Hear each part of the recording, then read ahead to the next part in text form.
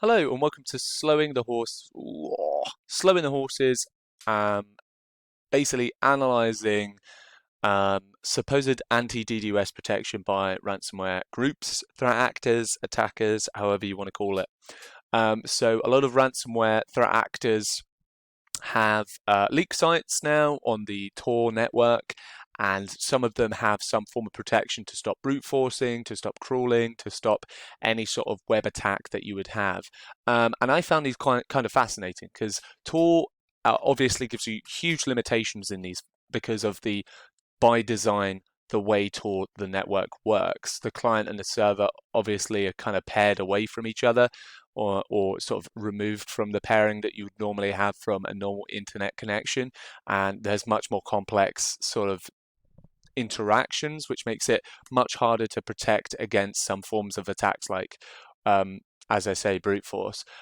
So I sort of thought what a threat actor would do, because they looked actually more impressive than I thought. They looked like the real deal, but when you went into the depths of them, they suddenly became a little bit farcical. So if you look at it from the threat actor's point of view, you can't. The whole point of doing this validation is to make sure that the server doesn't get overloaded with its resources.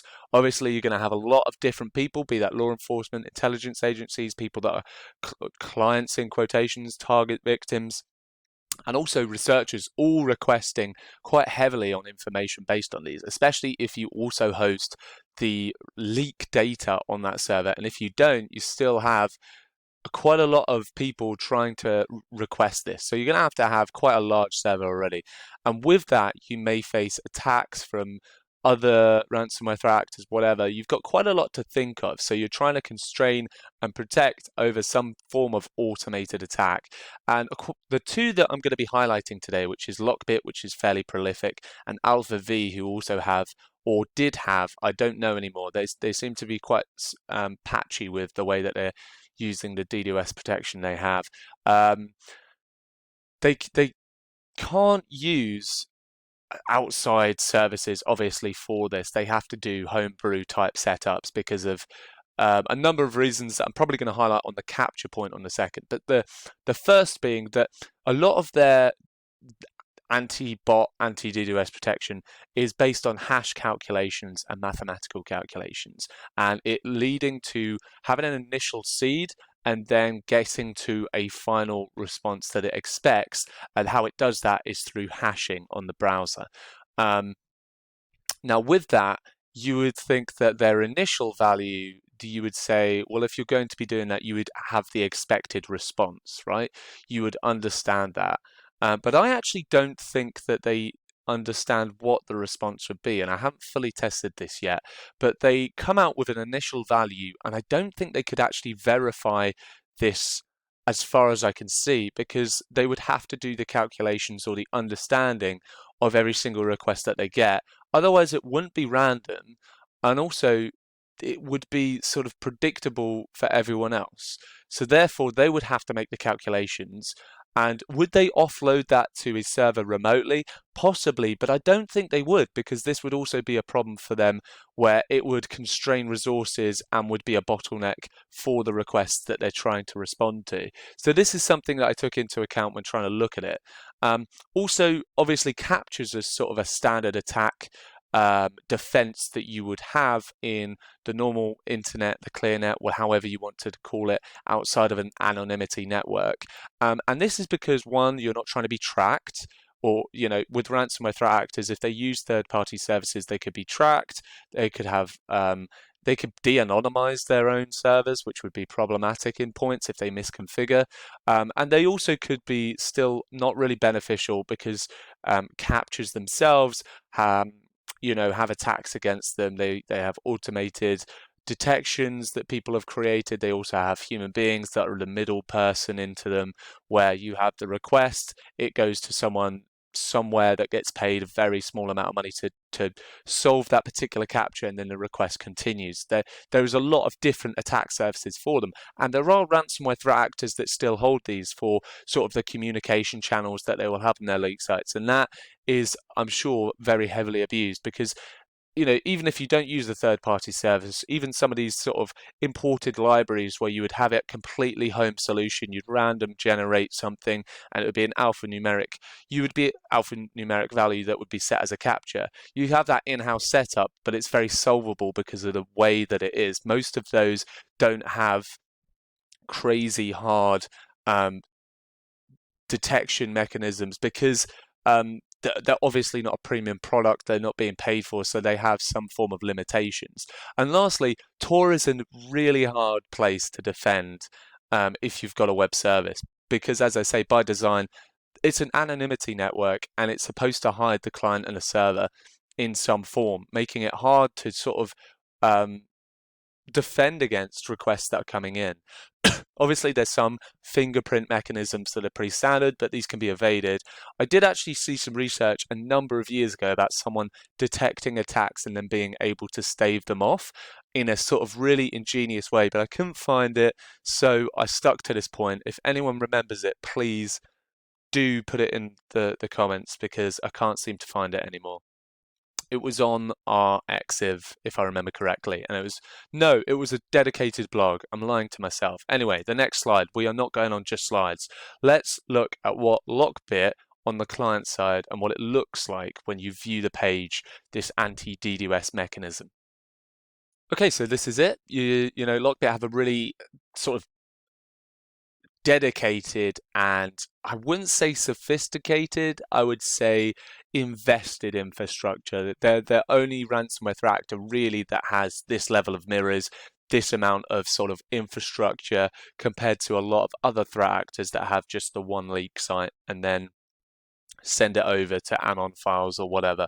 A lot of things going on in the background there. You can see the request and it refreshing. If we go under the hood, we can see it looks scary. It does look scary originally, but this is where, and I can do this video later on. I'm trying to keep these sort of concise, these videos, because I know I can really ramble on and actually really technical content. You always want to be talking about every single step that you took to give people the understanding of where you came from, the process, the ideas that you had. But in this particular case, I'm going to keep it really concise. If you want a long video about the thought process, how it was calculated, every sort of what I'm talking about, what the identifications and how my thought process worked, happy to do it. Comment down below and maybe I'll get round to it. But what I looked at here was one, it was really scary, really troubling. And then I sort of looked at the constants, tried to look at them, classic sort of reverse engineering idea of trying to understand it. There is much easier ways, sort of seeing the variable names, the classic finalize. I think there's update as well, yeah, which gives you an indication of hashing of some sort. Also, probably just like the SHA-1 sort of things there, probably going to give you something. And also, we can see obviously the length here gives it away that it's a SHA-1. So there's quite a lot going on here. One thing that we can say is that the sort of verification that it does is through a document cookie, and we can see that straight away. So the result, the end product is this particular line. You can see through the break, that's what we want to get. We want to get a certain cookie, and that's how it's dealing with it. That's what it's doing. These are the conditions that we need to adhere to.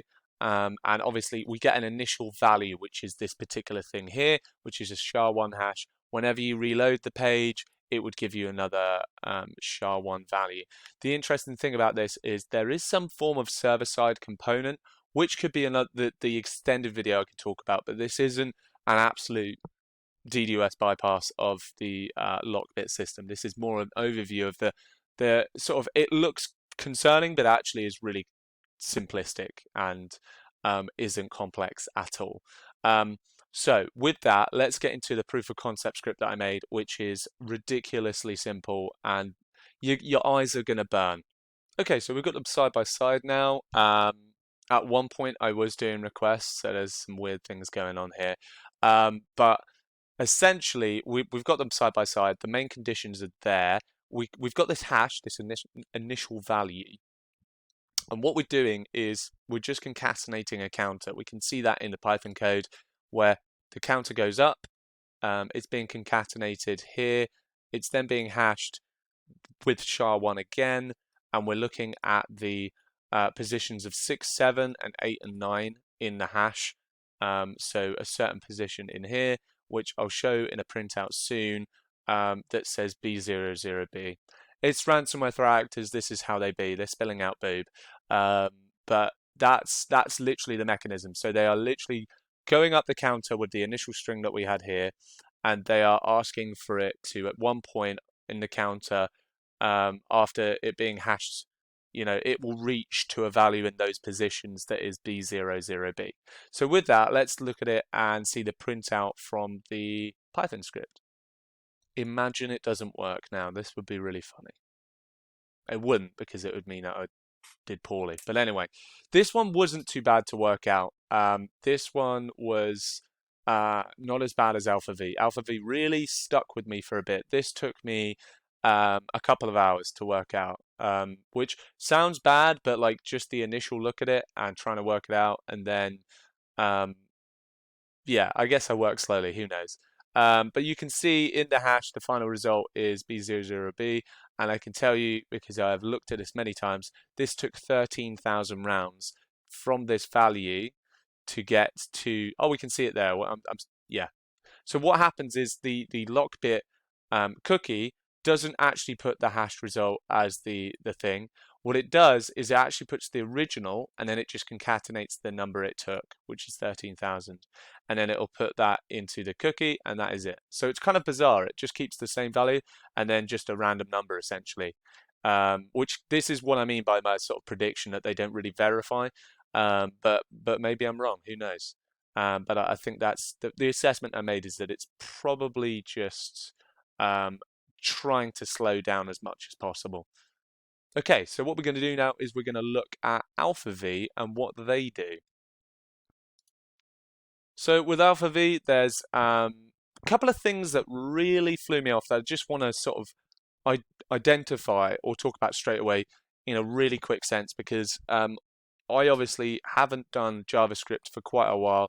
I've done bits of JScript, I've done lots of different, but I actually hadn't done the new functionalities in modern browsers that JavaScript gives, which are arrow functions, spread operators I hadn't heard of, some data storage concepts and asynchronous functions. A lot of these, and also the importing of stuff like crypto I never really knew was a thing. So this for a while sort of threw me off, I can't lie. But let's look at it and what it looks like when you first view AlphaV and its Tor domain. So a little bit more complex from AlphaV. Looks like it's calculating hashes from a number of seeds.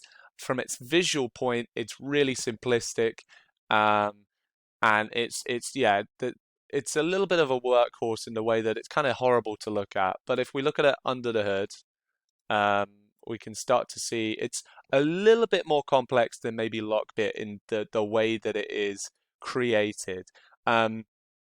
Using blobs, as I say, the data storage, the way that it is just laid out is far more, I would say, complex and convoluted compared to Lockbit, which is a little bit more detailed. So again, we get an initial value that we're going to be using to work out what's going on. And then we've got a certain condition. And this took me a while as well to understand all of the conditions. Arrow functions do not make sense to me straight away. But we are, again, doing a very similar concept. And I can talk about this in a much more granular detail in a longer video. But the gist of it is that we've got, again, a certain way of getting the initial value and changing it a little bit and then putting it into a SHA-256 hash and then putting some conditions on it, which are to do with zeros to work out if we have got a hash we like, and we need 10 of them. As you saw through the visual, there was 10 seeds that we needed. And what we'll do is we'll go through the Python script that I created to generate it outside of the browser context. But essentially, it's very similar to Lockbit, just a little bit more convoluted in the way that it looks. Because one of the things, like it literally passes the integers as 10 here. It's all very static and deterministic, but the way that it looks when you first identify it is very complex. So yeah, let's get into the Python script. Okay, so this one, as I say, is a little bit more complex. Obviously, you've got the initial string. You can cry about the Python code, it's okay.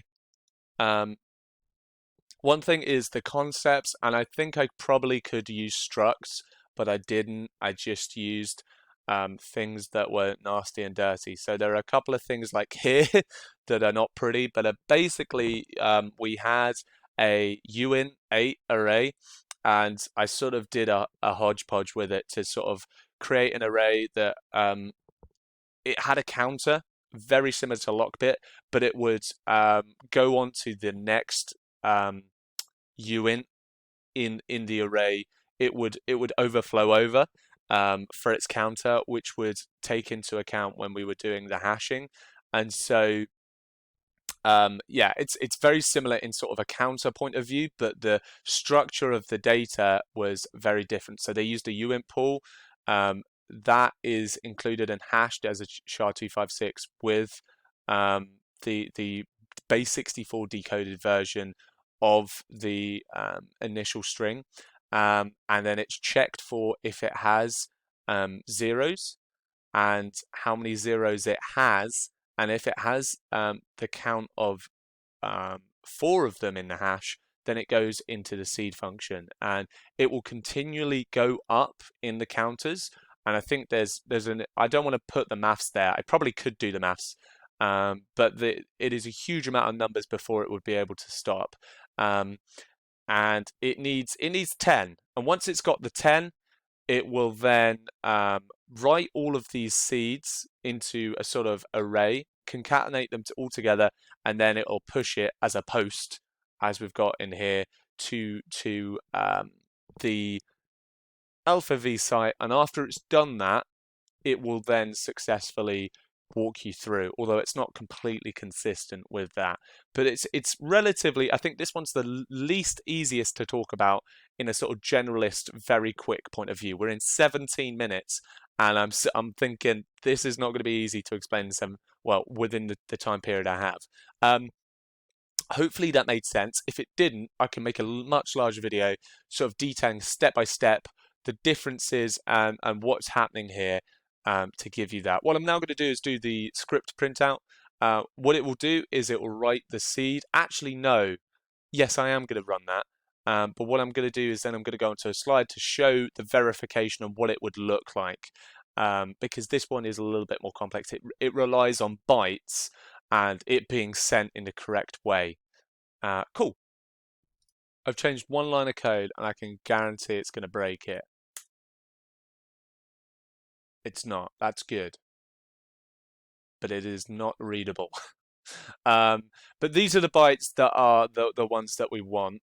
It's because I made them a digest for the bytes that we needed. Yeah. But what we can see is sort of the zeros. So in this digest, we can see 1, 2, 3, 4.